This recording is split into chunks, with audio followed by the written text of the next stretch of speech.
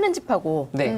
수익형 부동산 그 네. 두 차이를 좀 한번 좀 설명 좀 해주세요. 그러니까 여러분들이 이 설을 맞이해서 꼭 네. 알고 가셨으면 좋겠는 게 모든 사업은 레버리지가 기본입니다. 자기 자본의 투자가 최소가 돼야 수익률이 올라가요. 그런데 누가 자기 집 사는데 그죠? 살 집을 사는데 대출을 많이 끼고 싶겠어요. 그렇죠. 그럼에도 불구하고 아까 이제 우리 윤프로가 얘기했던 것처럼 일단 내가 깔고 앉아있는 돈이 없기 때문에 뭐를 활용 많이 하냐면 전세를 활용 많이 합니다. 네. 전세를 끼고 사죠.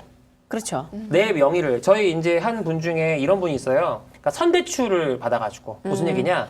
이제 대출이 KB 시세 위주로 이제 움직이다 보니까 이 기존의 전세에 이제 주택을 취득하기까지의 중간 금액만큼이 대출이 나오는 집들이 이제 인천 라인에 있었어요. 그런 들 같은 경우는 이제 내가 그 전세를 끼고 부족한 거는 대출을 받아서 구매를 해서 갖고 있다 보면 오르죠. 네. 그럼 그것도 팔아서 내 돈에 종잣돈 만들고 그런 식으로 해서 결국 내 집을 마련을 했어요. 네. 서울에. 네. 근데 이런 부분들을 해 나가는 과정에서 과연 이거를 살 집으로 볼 거냐 수익형 부동산을 볼 거냐 했을 네. 때 살 집을 구하기 위해서도 수익형 부동산 사업을 재테크로 할 수밖에 없는 게 현실이다. 그러니까 사람들은 이걸 딱 구분해가지고 야 살집에 누가 대출을 껴있는데 아까 윤프로도 얘기했지만 네. 지금으로부터 좀 된 시간에 그 리먼 때 네. 만약에 그때 대출을 활용하지 않았다면 집을 못 사? 그쵸, 그렇죠. 지금과 못 같은 샀죠. 자산가가 되기는 제가 어렵겠죠. 진짜 산 증인이잖아요. 네. 네. 그러니까 그걸만 보더라도 우리가 이걸 구분할 수는 없다. 적어도 어디서는 서울에잖아요. 다른 거보다 사실은 일가구 주택이 생각보다 많다는 얘기를 하고 싶어서요. 네. 그러니까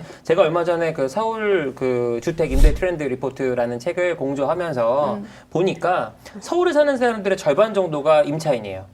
근데 그 임차인들이 집이 아예 없는 사람이 또 아닌 경우가 그렇죠. 많아요. 네. 그러니까 서울이다 보니까 집은 있는데 애의 어떤 학교 때문에 맞아. 아니면 직장 때문에 네. 우리 집을 세를 주고 다른 집으로 가는 경우가 많단 말이에요. 근데 이 사람들이 투기꾼이다? 아닌 것 같아요. 그러니까 이 사람들을 사실은 보편적인 서울에서 서바이벌하기 위한 하나의 과정이라고 볼 수 있지. 이 사람들이 사실은 뭐 이렇게 갭 투자해가지고 돈 벌고 이 사람들은 좀 척결해야 된다? 사실 그렇게만 보기에는 그런 사람들한테 그러니까 임대주택 들어가서 한번 살 거를 한번 검토해봐라. 되게 어려운 얘기거든요. 네. 그러니까 중요한 얘기는 뭐냐면 지금 우리 현실이 격변의 시기를 겪어왔고 부동산 시장은 지속적으로 상승을 해왔고 부동산 시장의 상승은 결국 자본주의 사회에서 인플레이션이 계속 되면서 인플레이션과 디플레이션이 반복되는 와중에도 계속 우상향 됐었기 때문에 자산 가치도 늘었고 우리도 먹고 살만해졌고 이런 상황에서 일가구 주택 사실 그것만 다주택이라고 보기에는 좀 어려운 면이 있는 것 같고요. 중요한 건 이런 분들이 대부분 부동산으로 재테크를 할 때 수익형 부동산을 보시잖아요. 그때 대출을 띄고 만약에 움직였고 근데 이게 이제 앞으로는 어려워졌다. 네. 이게 사실은 되게 큰 포인트예요. 2021년에 이제 6월 달까지 시한이 있지 않습니까? 그죠? 어떻게 되죠?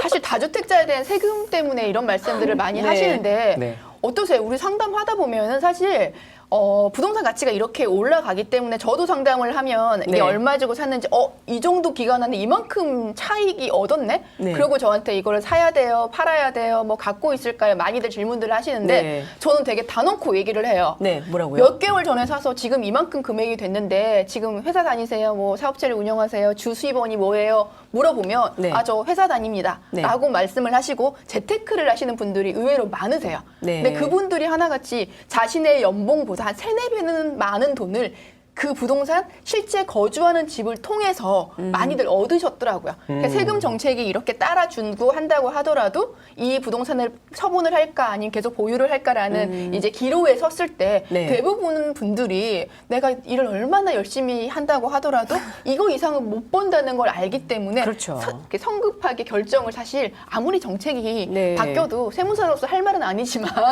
많은 분들이 의사결정을 이렇게 바로바로 바로 처분하거나 못해요. 하지는 네. 않으시더라고요. 맞아요. 어쨌든 그런 부분들이 결국은 장기적으로 놓고 봤을 때 이제 말씀드릴 수 있는 부분은 이거는 그 재테크의 국영수 중에 부동산은 국어 수준이에요. 한국말은 할 줄 알아야지. 사람들이 생각하는 게 그냥 아파트만 사고 팔고 시세 차익 보는 거 사실은 이건 소매시장 얘기고요. 네. 진짜 돈 번 사람들, 네. 수백억씩 번 사람들, 수천억, 아니 조단위 번 사람들은 대부분 뭘로 벌었을까요? 시행사업으로 벌었습니다. 유튜브 막 보시다 보면 누가 이런 거 얘기해요. 나 디벨로퍼인데 내가 5억 갖고 200억 벌었어요.